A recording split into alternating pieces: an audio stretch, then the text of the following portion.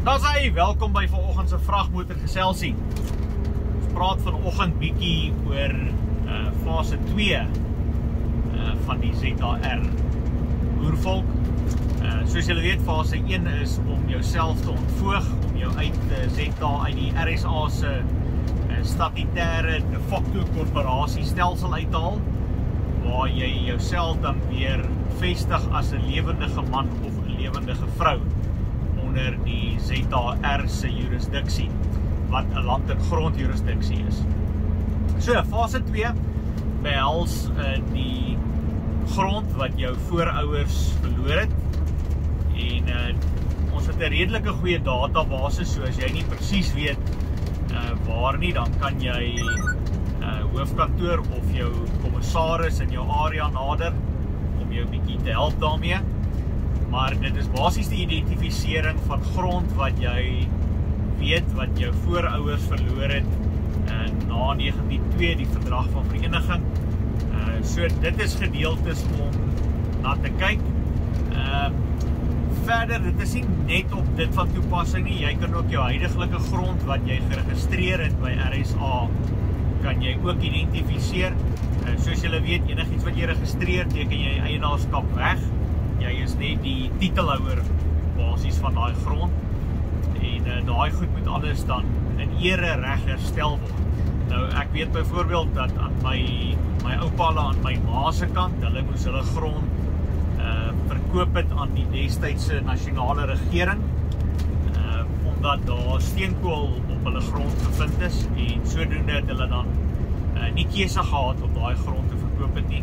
Hulle het ook nie die voordeel getrek van die minerale wat op daai grond gekry is nie. So daai is die tipe goed wat herstel moet word en waarvoor daar restitusie gekry moet word. Nou, soos julle weet, die VN se resolusie 1514 sê dat alle grond wat gesteel is moet aan die regmatige erfgename terugbesorg word.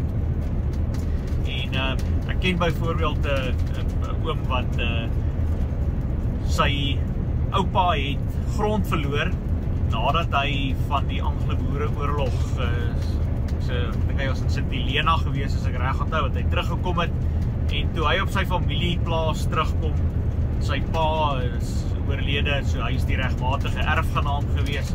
Toe is daar Afrikaners op sy grond, en daar word net van hom sê, wel jammer, jy het die grond verloor, en as jong seun het hy nou nie juist geweet hoe om daai ding te beklei nie. Dit is nou maar seker maar wat hy maar moes aanvaar. En dit het met hordes families dieselfde gebeur, en daai goed moet reggestel word.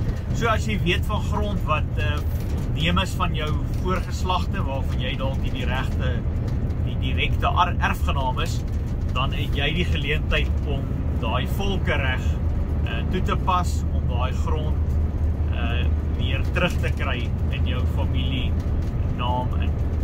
So dit is net van toepassing op ZR burgers wat geontvoog is, en vir die Afrikaners daar buite, ek het vir julle goeie nuus, julle weet dalk nie presies waar is die grond nie. Ons weet waar so is dit is die grond wat saam met die boervolk gekoop is. Daar is 'n gedeelte in Suid-Afrika, so julle is daarom nie heeltemal grondloos nie, maar julle moet lekker soek, ons weet waar so is dit. Dan, ja, raak verder, ontvoog jouself, die ontvoogtingsproses loop baie mooi, daar kom daagliks nuwe mans en vrouens by wat hulle ZR boervolk identiteit weer opneem, en wat dan vir die wêreld trots kan sê, ons is deel van die boervolk, en ons word nie agtergelaat nie. Dalk 'n verdere ding wat ons bietjie oor kan praat is leierskap. Ek sien daar is 'n klomp kontrole daar buite wat nou almal wil hê, daar moet leiers. Nou, duidelik verstaan jy nie wat dit beteken om soewerein te wees nie. Soewereine mans en vrouens het nie leiers wat oor hulle regeer nie. Nou, ons kan dit seker terugtrek skrif toe. Ek dink Vader se hart was redelik gebreek geweest toe Israel by hom kom en vir hom sê, ons wil 'n koning hê om oor ons te regeer. En die rede hoekom het sy hart gebreek het is, hy is dan hulle koning. Hoekom soek hulle 'n ander koning? Maar nou ja, as jy 'n leier soek om oor jou te regeer, dan wys dit my maar net, jy verstaan nog nie hoe soewereiniteit werk nie. En die boervolk sal nooit weer leiers hê nie. Ons het amptdraers wat sekere rolle vervul en sekere funksies het om te doen. En dit is waar ons sal bly. Ons sal nooit ooit heelal weer 'n keer leiers aanstel om vir ons goed te besluit nie.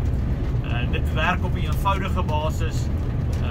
Jy gaan terug en jy stem oor 'n proses en die amptdraers kan net sê wat jy sê hulle kan sê, en dit is hoe dit moet wees en dit is hoe dit sal bly. So ja, vir die daar buite wat graag leiers wil hê, hulle sê van alles wat jy wil word, moet jy net eers wakker word, dan kan jy enigiets word. So ja, as jy nog nie geëmancipeer het nie, kontak gerus vir hoofkantoor en voeg jou naam trots by die ZHR Boervolk. Daar is net een ZHR Boervolk. Dit behoort aan geen persoon nie, geen man of geen vrou nie. Dit behoort aan die volk en dit is deur 'n papierproses begin en daar is nie 'n duplisering van dit nie. Jy kan net dit een keer doen en dit sal net een keer erken word. So ons gaan nie hierdie goed oor en oor herhaal en vir almal weer 'n keer 'n briefie stuur en weer 'n keer herinner. Dit is gedoen. As dit dan nou vorentoe op 'n gemeenereg hofsaak moet uitloop, dan sal dit so wees. En ons het die bewyse aan ons kant, die datums, alles om hierdie goed te bewys. So, raak trots deel. Seën vrede, als dit mooi is.